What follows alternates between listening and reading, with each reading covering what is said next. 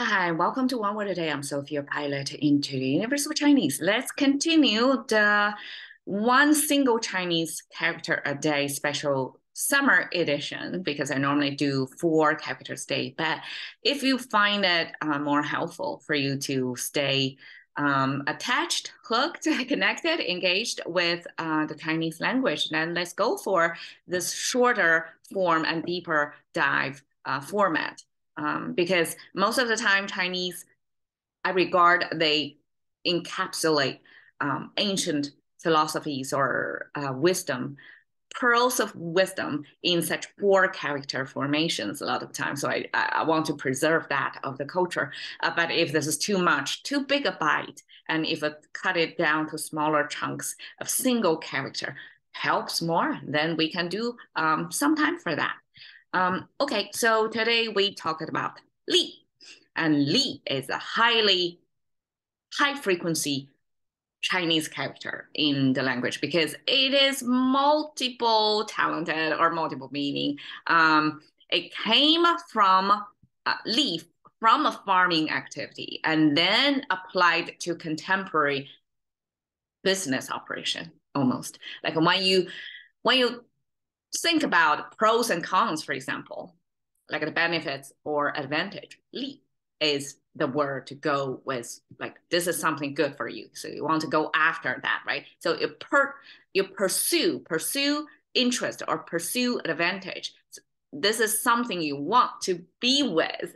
And then we can trace back to the source of the word that it means sharp, means the tool gotta be sharp when it comes to harvesting. Okay, so left and right structure. That's the more frequently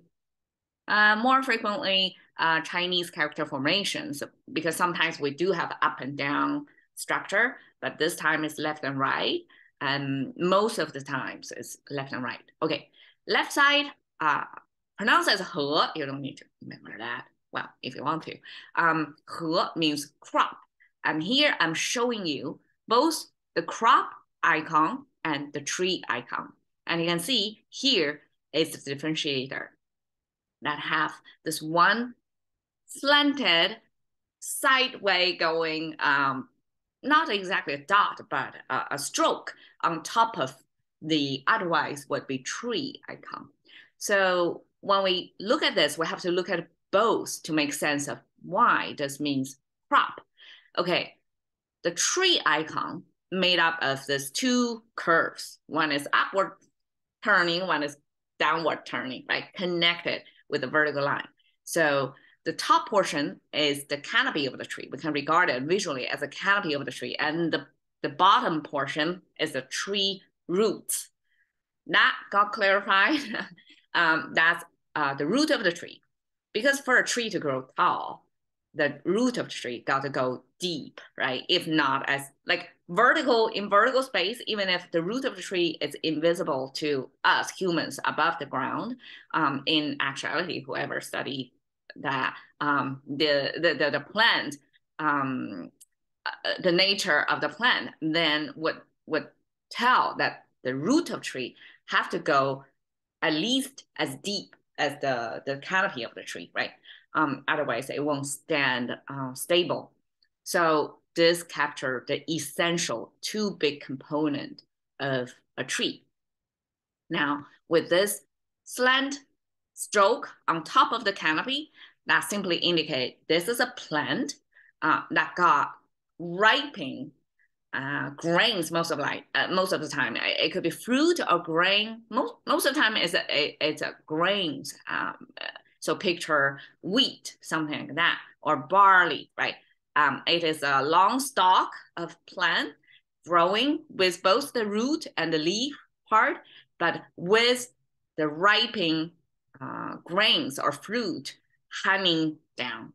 So because it got the grains of the plant, and that's pulling down the leaves. Therefore, it's reasonable to do this downward stroke to capture that hanging image of this plant with grains weighted down of its leaf.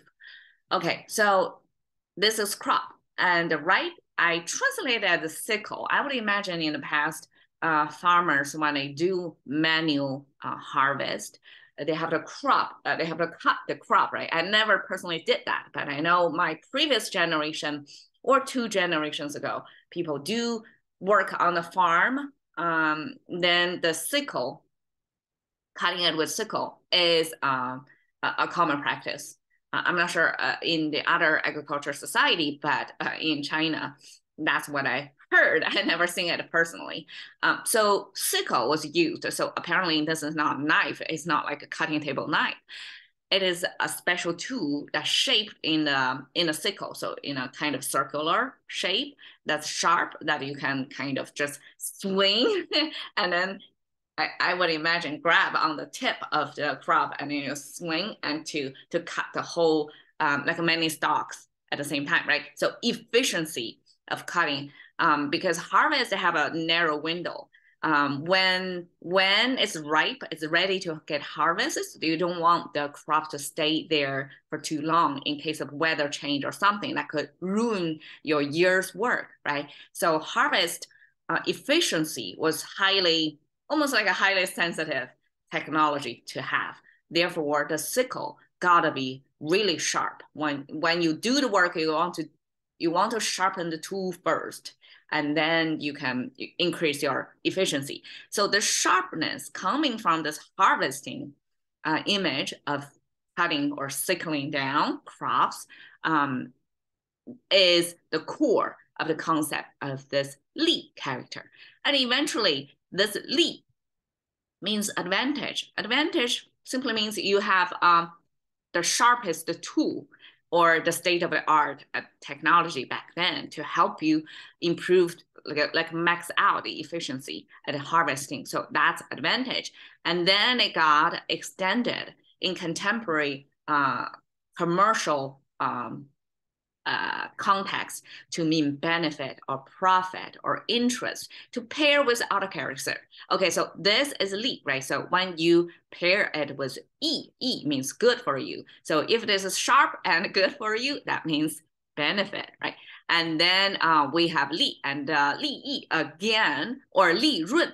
Okay, run is the surplus. So you can see we got the water sign over there. So if you got a surplus, means your income minus, or your revenue minus your expense, you got a surplus, and then that's profit. That's how Chinese translate, use the same sharp icon to pair it with like a surplus or 盈利, like extra. All of these are the ways to translate profit into Chinese. Okay, and li can also be 利息. 利息 means interest. So we have principles and interest, right? And 利息, it also relates to how you can benefit from things. And I don't exactly know why xi is their use. I may unpack it in another episode to say why 利息 actually means interest. But li itself come from this sharp crop harvesting practice.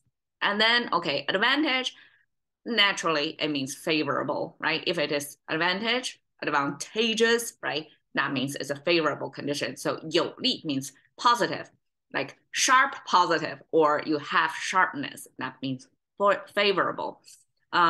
Or sharp, you see the original meaning over there. And this is another spelling.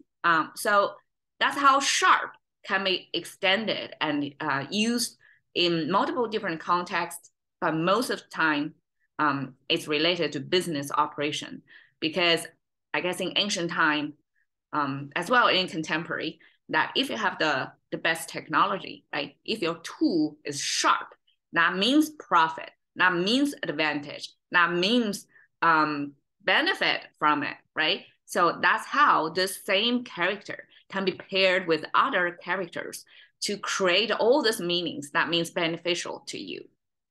Okay, so there we go. Cash in to the currency of thinking by one word a day with Sophie. See you another day.